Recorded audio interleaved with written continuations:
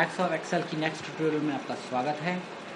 तो last tutorial में हमने देखा किस तरीके से हम फॉर्मेट है टेबल करते हैं, सेल स्टाइल करते हैं। तो उसके लिए हमने एक टेबल ली थी। आइए उसी टेबल में हम थोड़ा सा आगे कैलकुलेशन करते हैं और देखते हैं कि किस तरीके से हम प्रोडक्ट निकाल सकते हैं। प्रोडक्ट का मतलब आपको मालूम होगा मल्टीप्लिकेशन। अगर आपको मल्टीप्लिकेशन करनी है तो इसके भी मैं आपको 2 तरीके बताऊँगा। तो आइए देखते हैं। देखिए, सबसे पहले प्रोडक्ट करने का जो तरीका है, कभी भी आपको एक्सेल यूज़ करना है, कोई भी फार्मूला लगाना है आपको, तो आप इक्वल टू ज़रूर लगाएंगे।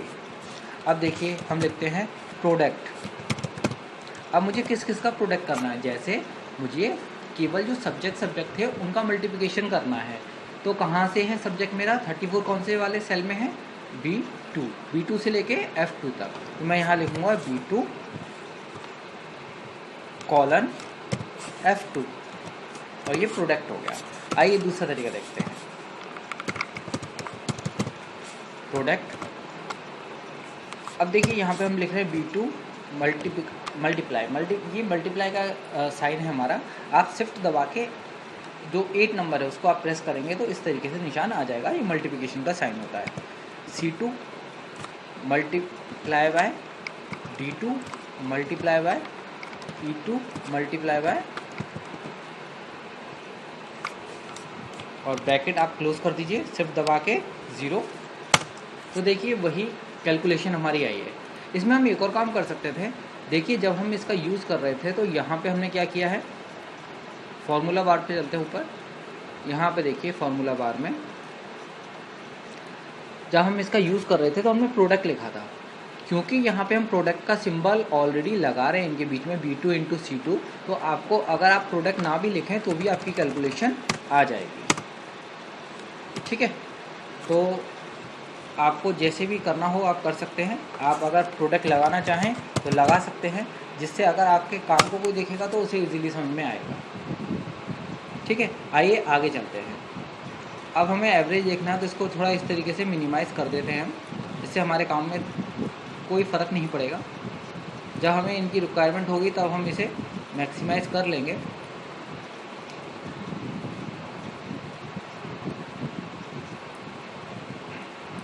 आइए अब देखते हैं हम एवरेज किस तरीके से निकालेंगे। देखिए, एवरेज के लिए सबसे पहले हम ऑटो सम में जाते हैं और एवरेज का यूज़ करेंगे। तो आइए किस तरीके से देखते हैं। हम यहाँ से हम सेलेक्ट करते हैं अपने सेल को, एवरेज पे जाते हैं और हमारा एवरेज आ गया। दूसरा तरीका क्या है? दूसरा तरीका है फॉर्मूले से। आप इक्वल टू लिख के एवरेज लिखिए। कहाँ से लेके कहाँ तक का आपको एवरेज निकालना है? B2 से लेके F2 तक, तो आपका एवरेज आ जाएगा। तो आपको दोनों तरीके पता होने चाहिए। आइए आगे चलते हैं। काउंट का मतलब होता है हमें काउंटिंग करनी है कि कितने नंबर लिखे हुए हैं, तो वहाँ पे हम काउंट का फॉर्मूला यूज़ करते हैं। आइए देखते हैं। हमने इस तरीके से सेलेक्ट किया, ऑटो सम में गए और यहाँ से हम काउंट नंबर पे क्लिक कर देंगे। तो ये 5 नंबर है। आइए इसी को हम फॉर्मूले से यूज़ करते हैं। B2 F2 काउंटिंग 5 आ गई। आइए आगे देखते हैं। मैक्सिमम मतलब हमारे जो सब्जेक्ट है, जैसे पुनीत के 5 सब्जेक्ट हैं। 5 सब्जेक्ट में पुनीत के किस सब्जेक्ट में सबसे ज़्यादा नंबर आए हैं, तो वो हमें देखना है। तो हम क्या करेंगे, मैक्स कहाँ से लेके B2 से लेके F2 तक, तो मैक्सिमम आ गए। 87 नंबर हाईएस्ट है। देखिए कंप्यूटर में 87 नंबर हाईएस्ट है, तो वो बता रहा है आपको। मैक्सिमम निकालेंगे। दूसरा तरीका क्या है, आप फिर से सेलेक्ट करिए, ऑटो सम में जाइए और मैक्सिमम कर दीजिए। आइए अब हम आगे देखते हैं कि किस तरीके से हम मिनिमम देख सकते हैं। मिनिमम मतलब बच्चे के किस सब्जेक्ट में नंबर कम आए हैं, मिनिमम उसको हम बोलते हैं। तो मिनिमम हम निकालते हैं। तो हम क्या करेंगे, फिर से हम सब्जेक्ट को सेलेक्ट करेंगे, मिनिमम में जाएंगे और मिनिमम आ गया। तो मिनिमम सबसे कम बच्चे के जो नंबर हैं वो मिनिमम बताते हैं, और इस तरीके से हम फॉर्मूले से यूज़ कर सकते हैं। अब देखिए 34 सबसे कम थे। रेड कलर में रेड हाईलाइट नहीं हो रहा, ब्लैक कर देते हैं। ठीक है, अभी आपको समझ में आ चुका होगा किस तरीके से आप मैक्सिमम मिनिमम काउंट निकालते हैं। बहुत इंपॉर्टेंट फॉर्मूले हैं ये, इनका हमें बहुत यूज़ पड़ता है। आइए परसेंटेज। हम परसेंटेज निकाल लेते हैं। देखिए परसेंटेज निकालने के लिए आप क्या करेंगे, इक्वल टू करिए।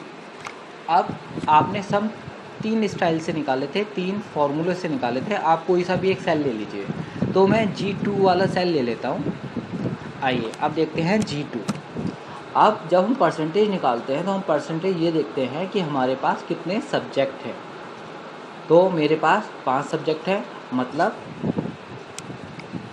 हमारे जो नंबर आए हैं 276 वो कितने में से आए हैं, वो आए हैं हमारे 500 में से। तो हम करेंगे डिवाइड बाय 500 मल्टीप्लाई बाय 100। तो इस तरीके से हम अपने परसेंटेज निकाल सकते हैं। तो देखिए 55.2% आ गए। ठीक है, ये फॉर्मूला है परसेंटेज निकालने का। आइए अगर मुझे नेक्स्ट में अगर परसेंटेज निकालनी है तो मैं किस तरीके से परसेंटेज निकालूंगा देख लेते हैं।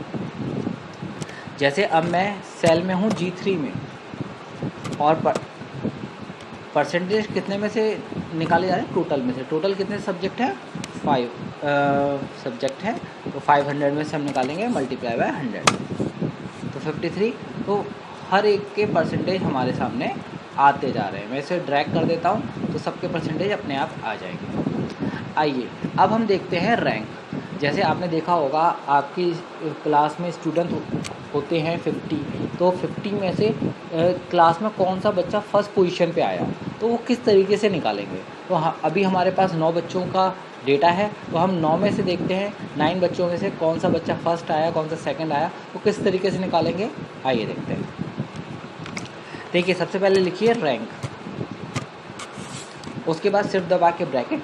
अब देखिए हमें रैंक किसकी देखनी है, हमें रैंक देखनी है 55.2 की। ठीक है, अब कॉमा लगाइए। अब जो 55.2 पुनीत के नंबर आए हैं वो कितनों में से आए हैं, वो आए हैं पुनीत से लेके मोहिल तक के। तो हमें स्टार्टिंग सेल कौन सी है, स्टार्टिंग सेल है पुनीत वाली, शिफ्ट दबा के कॉलन, और एंड सेल कौन सी है, मोहिल वाली, कितनी है 60.4। तो 60.4 कौन से वाले खाने में है, T10 वाले में। तो हम यहाँ पे लिखेंगे T10 और एंटर कर देंगे। तो पुनीत जो क्लास में आया है वो 5th पोजीशन पे आया है। इसी तरीके से आइए हम रेखा का निकालते हैं।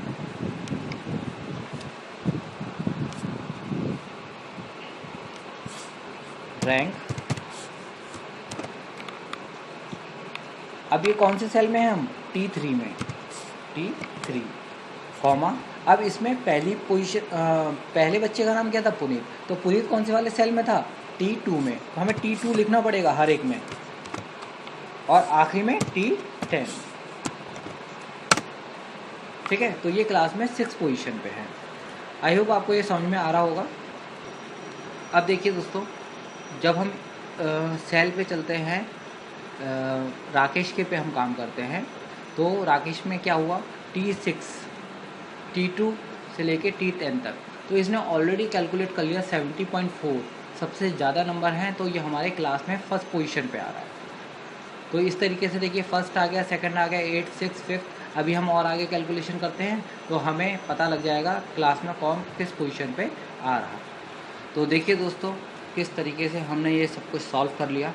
तो हमें पता लग रहा है क्लास में हमारे में 9 स्टूडेंट थे, फर्स्ट पोजीशन पे हमारा राकेश है और आखिरी पोजीशन पे हमारी राधा है। तो इस तरीके से आप देख सकते हैं, कैलकुलेट कर सकते हैं। ये सब भी आप कैलकुलेट कर सकते थे, या ड्रैग करके आप खींच सकते हैं इन सबको।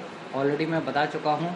ड्रैग करने के लिए आपको क्या करना पड़ेगा, आपको जो भी सेल होगा, सेल के नीचे एक छोटा सा काला बॉक्स बनता है, इसे पकड़ के आप ड्रैग कर दीजिए। जब प्लस का निशान आपका आता है तो आप ड्रैग कर सकते हैं। तो इस तरीके से आप मैक्सिमम मिनिमम फार्मूलों का यूज़ करके आप एक्सेल में एक्सपर्ट हो सकते हैं। एक्सेल में इनका बहुत यूज़ करता है।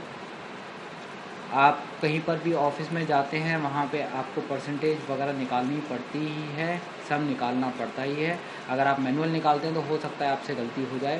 तो इस तरीके से आप इनका यूज़ कर सकते हैं। आई होप आपको आज की वीडियो पसंद आई होगी। तो अगर आपको आज की वीडियो पसंद आई हो तो लाइक और शेयर ज़रूर करें, सब्सक्राइब करें दोस्तों, और हमारे साथ बने रहिए। और मैं आपको कहना चाहूँगा आप सभी को थैंक्स कि आप सबने हमारे 100 सब्सक्राइबर करवा दिए। थैंक्स, ऐसे ही हमें प्यार करते रहिए, हमारे साथ रहिए। थैंक यू दोस्तों।